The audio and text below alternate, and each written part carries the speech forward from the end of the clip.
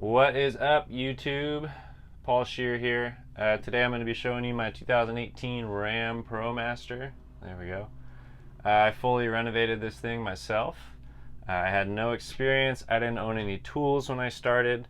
This is the second van I've done because I flipped them now, but the first one looked identical. So let's go ahead and take a look at what I did. So right when you walk in here, you have the kitchen. Nice deep sink, oven, some windows, floating shelves up top, and then I just kind of have some staging material because I am in the process of trying to sell this bad boy. I think I'm selling it tomorrow actually, but we will see. So in the kitchen here, you got some cabinets, the sink, oven, and some storage. So I'll go ahead and walk you through what all this looks like. So pretty straightforward.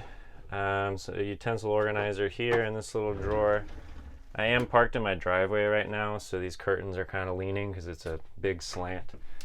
Some miscellaneous stuff in there, but you got two deep drawers here for kitchen supplies. And then moving on to the sink here. So there's the sink. This is a fixed drawer. The sink is behind it. This cabinet opens though. And this is where all the plumbing is. So this is the most easiest way and simplest way to do plumbing. Back there you have a 6-gallon fresh tank and a 7-gallon gray tank with the SureFlow pump and the switch right there to turn it on. And it looks like I left it on, but I'll go ahead and show you what the sink looks like. So I highly recommend this sink. The company is Ruvati, I believe. I don't know if that's how you say it. It wasn't cheap. It was about $200, maybe $230. But it's a really deep sink, and it has a cutting board cover top, the strainer, food catcher so it doesn't get in your gray tank.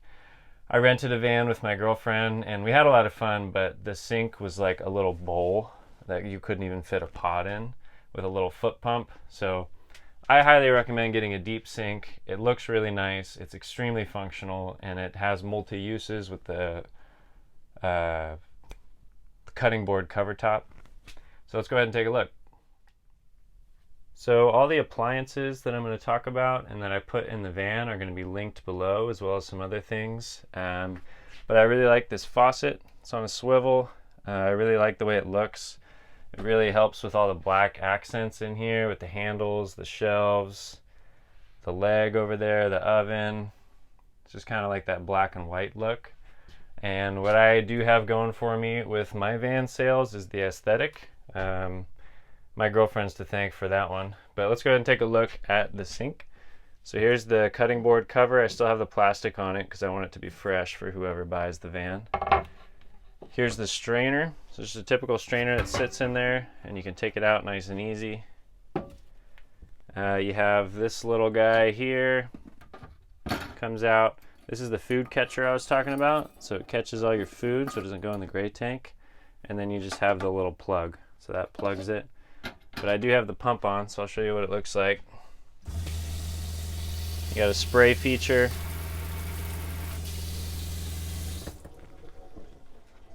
Super simple. So if you're anything like me, you don't really know how to cook. So an oven is clutch. Frozen foods, we're talking chicken tenders, chicken fingers, chicken nuggets, pizzas. It also just helps with the resale value if you're planning on selling it down the road. People like ovens, and it really doesn't use that much propane at all actually. So let's go ahead and take a look. So here's the Camp Chef stove top and oven. So you got the two burners. These little flares come out and lock in, so if you're cooking something messy, you can kind of contain it.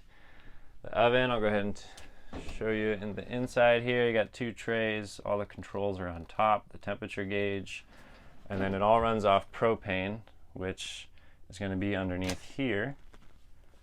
There's a 5-pound propane tank mounted to the wall with a strap.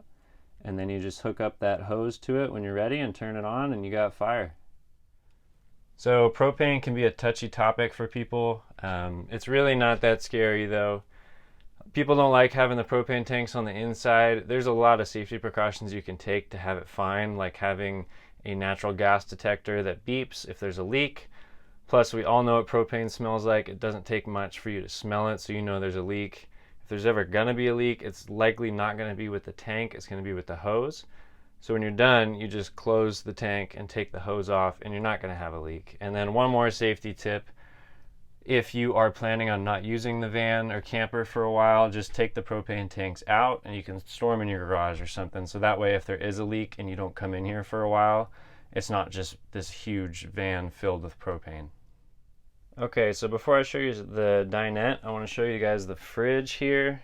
So this is a Winter 62 quart chest style fridge, and it's awesome. Winter is the competitor for Dometic. They work just as well, except they're more affordable. So I'm going to go ahead and get rid of these this throw pillow and throw blanket so I can show you. But you got 2 compartments, and there's a control panel on the side, so you can control the temperature anywhere from -5 to 50 Fahrenheit. Go ahead and open these bad boys up. You got 62 quarts, so there's plenty of space. It's chest style, so you have an extra seat. And then what's cool about the dual zone temperature controls is you can do like fridge, freezer, freezer, fridge, or double fridge, double freezer. You can manage it any way you want. You got lots of space with 2 different control units. So if you like ice cream or you like those frozen chicken tenders I was talking about, you got a freezer in here. Winter is a great company. I've used this fridge for both of my builds now. They work great. They're extremely energy efficient, and they're almost half the price of Dometic, depending on which one you're looking at. One good thing about Dometic is it is a recognizable brand, so when you're selling the van, people do like to see Dometic. But it's not hard to sell someone on this fridge, especially when you look at the power output and the space. And I love this fridge, and I will continue to buy winter fridges. And before we get to the dinette, I just wanted to show you the blinds. So I got these custom made just through Lowe's. They weren't cheap, but I think it's a really nice touch to the windows. They're just household blinds. I have this one shut just because of the sun. But it's the typical, you just pull down a locket and then pull it up and it goes up. They're great. They're not noisy at all. They really fit the aesthetic in here. And I'm going to continue to buy these blinds as long as I continue to build vans that look this way, because I think they're just a huge selling point. Not just the windows, but also the blinds.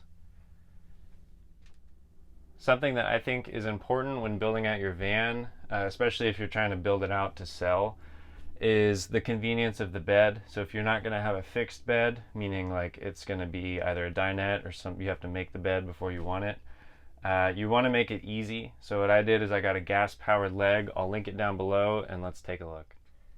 Alright, so looking at the dinette, you have the horseshoe style seating, and then the table. When you're ready, you unhook those latches on that gas powered leg I was talking about, and then the table gets loose, and then you just push it until it catches on these ledges over there, and then you just lock the latches. So I'll go ahead and show you.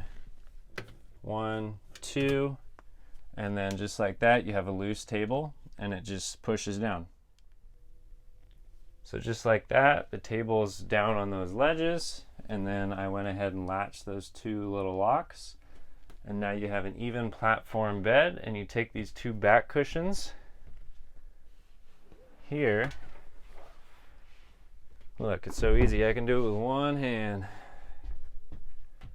Grab this bad boy, plop it in there. They are pretty snug, so you kind of have to push them because I didn't want you to be able to feel the cracks. And then just like that, you have a full-size mattress. So this cushion needs to come forward a little bit, but it is a full-size mattress. So from this would be the width, and this is the length. I did have to take 2 inches off the length to fit. So the length is actually 6 feet. I'm 6'2". I can lay comfortably, but I can't lay like perfectly parallel. But my girlfriend and I both fit in here comfortably. We've taken it camping just because I wanted to test it out at a local state park. And it works great. It's 6-inch memory foam, and then that is the one thing I did not do in this van, was upholster those cushions. That was a task I did not want to have to do.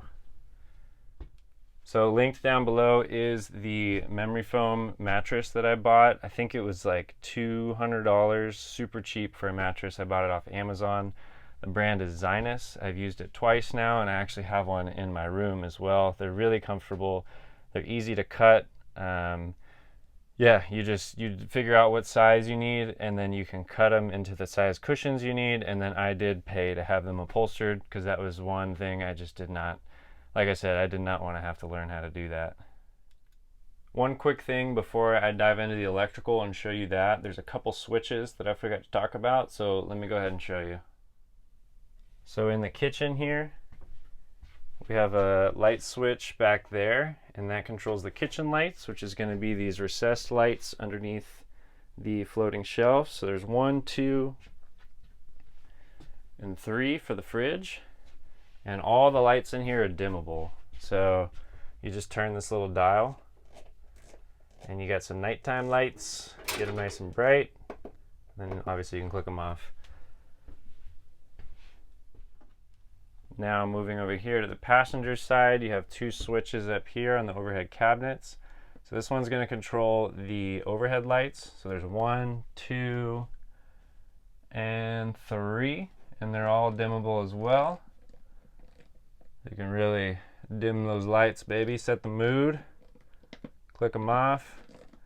And then this second switch here is for the patio light outside. I'll show you that when I step out there. Okay, so as you can see, I removed the cushions to kind of show you what it looks like underneath the benches. So in here, you're going to have the 100 amp hour lithium phosphate battery, the fuse box for all the DC appliances, the solar charger, a battery isolator, and a switch. So basically everything in the van runs through this fuse box. Everything's DC and then goes out to the appliance, and it's appropriately fused in there. The battery isolator, when you flip that switch, it is going to charge the lithium battery from the car's alternators. So when the car is on, you can charge your auxiliary battery. And then this is just the solar charger. It regulates the solar energy from the solar panels before it goes into the battery. One quick note on the electrical system. If you're building out your van and you don't really have any experience, the electrical system is going to be the most daunting and intimidating task. I promise you it's not that difficult. I'm going to make a video just kind of simplifying it because I wish that I had seen that when I was building the first van. It's really not that hard, so I'll link it down below. If it's not there, click on my page, I'll have it there. Alright, so I just showed you what's in this box. That's where the battery is. And then moving over here, you have the 1000-watt inverter as well as the 2 fuses for the shore power down there. And then before I get into this, let me show you the control panels over here. So this is where all the electrical monitoring is. So this is the battery monitor you can cycle through. Tells you the volts. There's 100% on there. We're not gaining or losing any amps because it's at 100%. And then there's the volts again. So you can just kind of monitor the battery with this. This is going to be a switch that turns on and off the inverter. So now the inverter's on and it powers these switches here and these USB ports. So like I said before, everything's DC, but when you do need to plug in something that's AC, you have your inverter switch here, and then these outlets work just fine. So I mentioned the shore power. There's a hookup outside on the driver's side. It's a 30 amp hookup when you're at an RV park. And then there's also a 15 amp adapter, so you can just click that on there, and then you can plug an extension cord and just plug in at someone's garage or just any household outlet. And that's what that fuse box is. So that fuse box protects the 2 shore power appliances, I guess. One of them being the Dometic AC and heat, which I'm going to show you guys. And then another is the 110 outlet, which is underneath the oven. Okay, so here's the AC Dometic and heat. It's a really cool addition. I didn't do this on the first van. It's nice. If you're boondocking, you can't use it. You would need shore power or a generator. But if you're at an RV park, which a lot of people do, you can use the AC and heat. Like I said, it's Dometic, so it blows really cold and it blows really hot if you want it. And then backing up, the other shore power appliance, I guess you'd say. So there's the 110 outlet. So when you're on shore power, you do have the option of running a 110 appliance. Right now what's plugged into there is a battery charger. So I bought it from Renogy. It's the same company as all my solar and batteries came from. And basically when you're hooked up to shore power, that battery charger will charge your auxiliary battery. So it's just another way to charge your auxiliary battery. I realized I forgot to show you there's a little cubby right here, just some extra storage that just lifts up, and you got plenty of storage right there. That's one thing you're going to want to do if you have little gaps. Just when in doubt, build more storage. You can never have enough storage. So showing you the rest of the bench, I just showed you the inverters in there, and then there's one more unit back there. So just a couple more things I want to show before we step outside. We have the overhead cabinets. One thing real quick that's going to go a long way when you're building out your van is trim. So when I first built this, it was a crooked cut that didn't butt all the way up against the ceiling, and it looked really bad, to be honest. But now, look at that. It's perfect. Same with on the other side. And if you look closely, what I did is I just bought a little plastic piece that wasn't even made for trim, and I shoved it up there and pinched it behind the hinges. And that way you just have a clean finish instead of what looks like two pieces of wood that were supposed to meet. Another example is like this trim here. This would also be trim, and then you can caulk and rub your finger. That sounded funny. You can use there's my maturity showing. You can use caulk to really just kind of blend in where the wood meets. So like that's a good example of where I used caulk. And that's all trim. I'm not really happy with how that turned out, but it's not really an eyesore, but I could have done better about it. All right, so now looking at the overhead cabinets, they're all on gas-powered struts. I'll link those down below. They're really helpful. Just an easy way to hold these up, and they look professional. And then as you can see, there's just a ton of storage in these. So this is going to be a wire for the light that's underneath there. And then you got some wires for the switches here. Remember those switches I showed you? And then looking over here is just more storage. So that's completely open. You got another light or wire for the recessed light, and then more storage. Overhead cabinets are sweet. That's one thing you can do when you do like the dinette style, because if you do the platform bed, then you're getting too close with your head and it's hard to sit up in bed. I really like doing this style. I'm going to continue to do this, have the dinette, overhead cabinets, windows, white paint. I don't know. I'm really happy with how my vans have come out. One quick thing before I move to the back again. This bad boy here is a Maxxair fan. So it's got 10 speeds. Blows in and out, which is great because when you're cooking, you can exhaust, blow it out, and it'll blow whatever you're cooking out, smoke or steam or whatever. Like I said, I don't really cook. If you crack the windows too while the fan is blowing out, you get a really nice draft. So like if you open the windows in the back and then have this blowing out, it's going to suck air in from those back windows and go all the way up to the fan and then go out. So you almost get like a really nice breeze on the inside of your van on a hot day. So moving again to the back of the van, we have a 3-speed fan. I'm going to hop up on the bed. So you can move this any way you want. You can also move it this way if you loosen the little adjustable thing back there. But you got 3 speeds, so low, medium, high. And then there's one more over there if you move the curtain. And then that same exact light switch controls the 2 bed lights, which are underneath the cabinets here. So there's one. Oh, I'm just fully laying in bed now to show you. So there's 2. So these are your little recessed bedtime lights, and then you have the switch accessible when you're laying in bed. That's going to be the remote for the Maxxair Fan, so you can control that when you're laying down in bed. And then let me adjust here.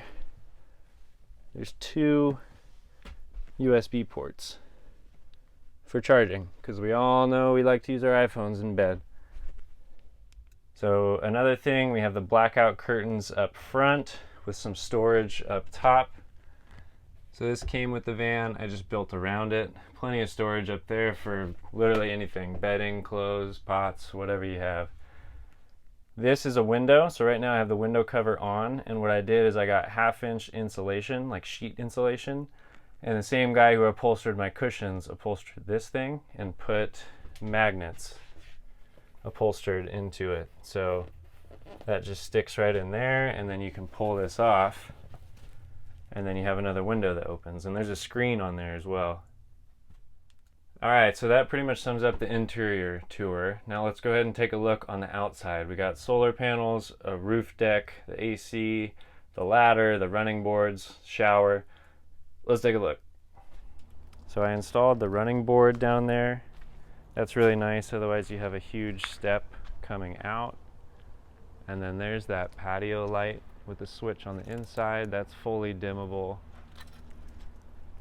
And then working around the back here, I never showed you, but these two rear windows open as well. So these slide, and then there's a screen that you can slide. We got the ladder there. And then another running board on the driver's side. And then this is going to be the 30 amp shore power. So you can hook up here when you're at an RV park. And then like I said, there's a 15 amp adapter as well. So if you want to just plug into a normal outlet. So climbing up the ladder here, you can see the rooftop deck. This is the AC and heat right in front of me. There's 4 100 watt panels with the Maxxair fan in the middle. And then there's some off-road LEDs up there on the front that I forgot to show you, but I really like this roof deck. You can sit up here, you can hold a couple people. I think it's an 800-pound weight limit. Watch the sunset, clean the solar panels, have a beer. So up front, there's the 3 LEDs. Those get super bright. You can't tell because it's the daytime, but you can really light up the road with those. And the switch is right behind the driver's seat on the kitchen cabinet. So now looking at the back of the van, you got some more water, the outdoor shower, and some more propane. So in here, well, I'll show you this first. So this is the outdoor shower. And you can just take this shower head, plop it right in its little holster there, and boom, you got a hot shower. So this hose, there's a whole separate pump in here. So it's the same pump, or same style pump, but second pump. And then this switch turns it on, and then you just stick this hose in the water tank here. So there's 2 6-gallon tanks in the back. And you just stick it in there when you want to use it, and then you can put it in the second one when it runs out. What's nice about these tanks is they're easily removable, so if you want more storage back here, or if you need to fill the freshwater tank, you can just bring it back here, put on the little pouring nozzle, and then you can just fill up your fresh tank. And then you also have 2 more 5-pound propane tanks. So those are mounted and strapped as well, and these are interchangeable with the oven propane. So if you run out, you can just swap it, and then to use the shower, you just hook this up to the propane. All right. That pretty much wraps up our tour of the Ram ProMaster. Thanks for watching, guys. Real quick, I'm gonna have a lot of videos coming up. I'm gonna walk you through the expenses. So how much is this van gonna cost you?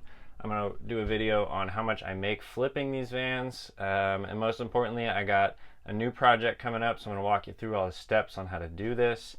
I'm going to do a video on the electrical system, just kind of simplifying it and hopefully calming you down. And if you're anything like me, I got super stressed out about all that, and it was not that hard. So I'm going to go over how to do all that, the plumbing. There's a lot to come. I'm new to YouTube, but there's a lot of videos coming up. So thank you for watching, guys. And seriously, remember, you can learn anything you want to with the internet and YouTube. We just have an abundance of knowledge online. I didn't even own a screwdriver before I started my first van, and now I have so many tools. I know how to use them. I know how to make a living selling these vans. Point being, you can do anything you want to if you just really want to learn. It's all out there. So cheers, guys. Thanks for watching. Take care.